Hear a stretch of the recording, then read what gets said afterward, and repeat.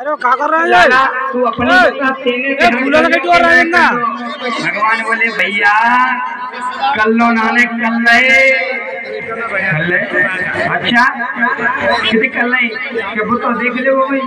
अब तो भैया तो अरे से कहा जैसे फूल टोते यार जिंदा। अब तो रुक्मणी जी आई जामवती आई महाराज क्या दे रहे हैं सेवा सौभाग्य। अरे कहीं टोर रहा है ना चिरंजीवी भव पति प्रिया भव। अब तो महाराज जैसे ही 8 पटरानियों ने प्रणाम कर लिया सुदामा जी को। अब तो शोखाल हुई ना महाराज उनको आशीर्वाद में क्या आने लगा पति प्रिया भव।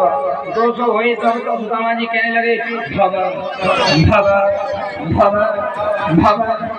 थक गई महाराज। 200 की 400 हुई सुदामा जी कहने लगे लाला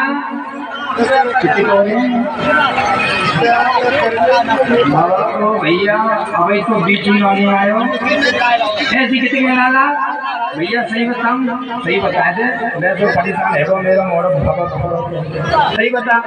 अरे भैया 16,108 सुदामा जी का लाला 16,108। मेरे लाला मैंने एक ब्याह कर लो मुँह से कह रहा ब्याह में नहीं बुलायो तेने इतने कर ले छेने का ही नहीं बुलायो रे बताइयो क्यों नहीं बुलायो। अरे सुदामा भैया इतनी जल्दबाजी में है कि मन ना पता करो हमारे ब्याह है। अब तो भगवान सुदामा जी से भगवान कहने लगे भैया अब आशीर्वाद को दो। सुदामा जी ने कहा भैया इतनों को मैं आशीर्वाद दे नहीं सकता तू सबका अपना है ना मैं किसी को ही आशीर्वाद दे देता हूँ। अब जब तुझको दूंगा ना तो तेरी पत्नियों को सुताएगी।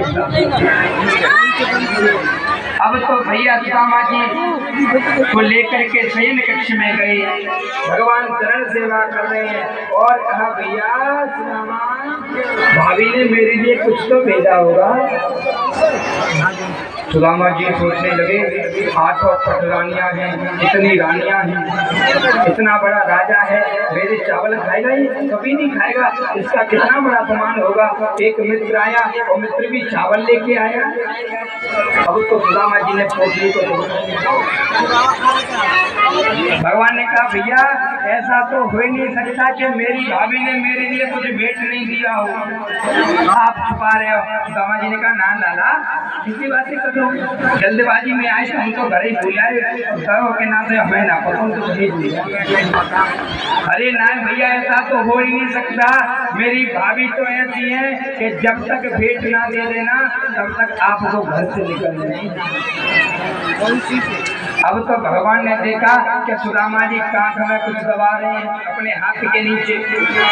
अब तो भगवान ने कहा भैया क्या हाथ में कुछ तकलीफ है रही है नाना लाला वैसे हमको थोड़ा सा चल चल के आया ना तो परेशान है वो दर्द कर भैया किसी तो गड़बड़ है ना भैया लाला किसी वक्त कर दो मेरे तो हाथ में दर्द है इतना कहा ना भगवान ने छोटे छोटे बच्चे दोनों लगे हुए पुतले की गठान खोली मालाओं के फूल बनाने के लिए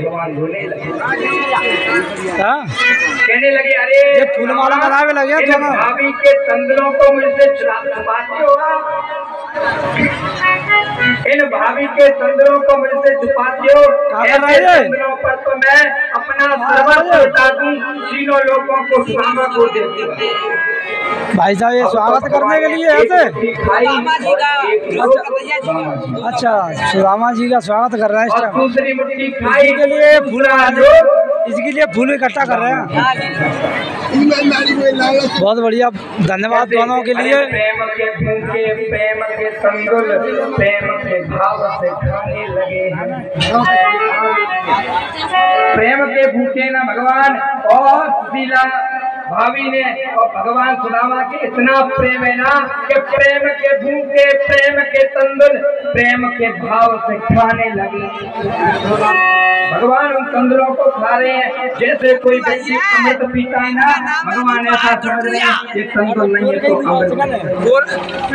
आज जैसे ही भगवान ने तीसरी मुट्ठी पकड़ते ही महाराज रुक्मणी जी आ गए हाथ पकड़ दिया कहने लगी स्वामी क्या करते हो। अरे तीसरी मुट्ठी भरत ही अरे तीजी मुट्ठी भरत ही रुक्मिणी न पकड़ी बाह, अरे करत सुदामा आप ही भूत सुदामा। अरे भगवान क्या कर रहे हो? तीनों लोग सुदामा को देख करके स्वयं सुदामा जैसा होना फिर रहे हो।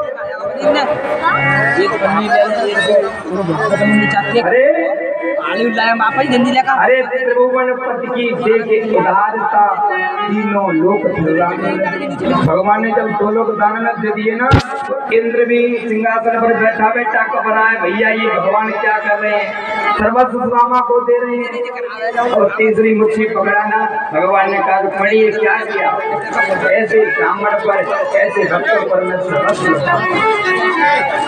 अरे एक जन्म की तो छोड़ो, अगर मेरे भक्तों के लिए मुझे 1000 जन्मों तक सुदामा जैसा बनना पड़ा ना, तो मैं सुदामा जैसा बनने के लिए तैयार हूँ। किंतु मेरे भक्तों से संसार में कोई गाली दे, कष्ट दे, ये मुझसे सहन नहीं, क्योंकि भगवान भक्तवत्सल है ना। बोलिए भक्तवत्सल भगवान की। अब तो महाराज इधर भगवान ने आज्ञा दी विश्वकर्मा जी को कि जाइए, जाकर के आप सुदामा जी के घर को महल जैसा परिवर्तित। विश्वकर्मा गए, तुलसीदास से कहा कि आपके महल को मैं बड़ा करने आया हूँ। उन्होंने कहा नहीं स्वामी, मैंने संसार इस गांव से अन्न लेकर के भिक्षा मांग करके खाया है, पहले इन गांव वासियों का भला करो, इनके घर को बनाओ, उसके बाद में मेरा। विश्वकर्मा जी ने सारे सुदामापुरी को बड़ा सिद्ध बना दिया, जैसे इंद्र का लोक। अब तो भगवान के यहाँ पर सुदामा जी कुछ दिन रुकने के बाद में कहा लाला अब तो मैं चलता हूँ। और सुदामा जी मन में सोच रहे हैं लाला ने तो कुछ दिया ही नहीं, अब मैं सुधीरा से जाकर के क्या कहूँगा? लाला कहती थी लाला के पास जाओ, मित्र के पास जाओ, आपको कुछ मिलेगा। पर मैं क्या कहूँगा सुधीरा से? मेरे ठिकाने तो मुझको छोटी कौड़ी करनी, क्या कहूँगा? अब तो सुदामा जी जाने लगे और पीछे से आए, मुट्ठी बंद करके दोनों और कहने लगे भैया राम राम। सुदामा जी ने कहा राम राम। भैया एक बात बताऊं।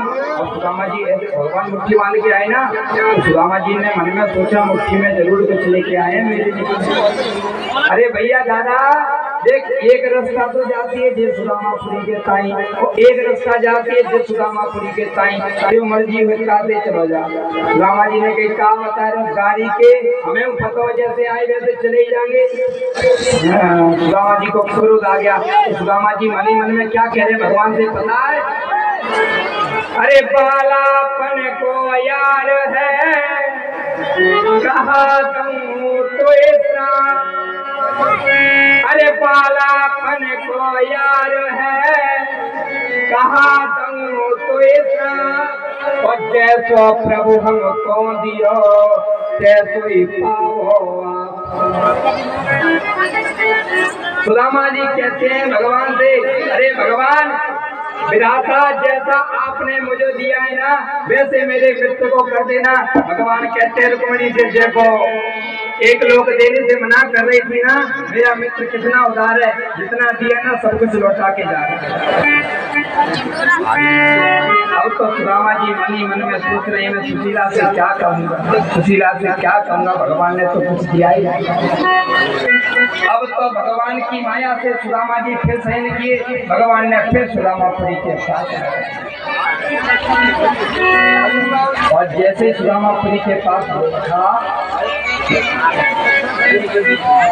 और पास में रखते ही सुदामा जी जब देखे तो सुदामापुरी बड़ी दिव्य बन गई, जैसे महाराज इंद्र की राजधानी हो। उसको देख करके सुदामा जी महाराज बड़ी चिंता में पड़ गए। महाराज मेरे कुटिया कहाँ गई, मेरी गाय कहाँ गई? अरे झुपड़िया मेरी कितना गई है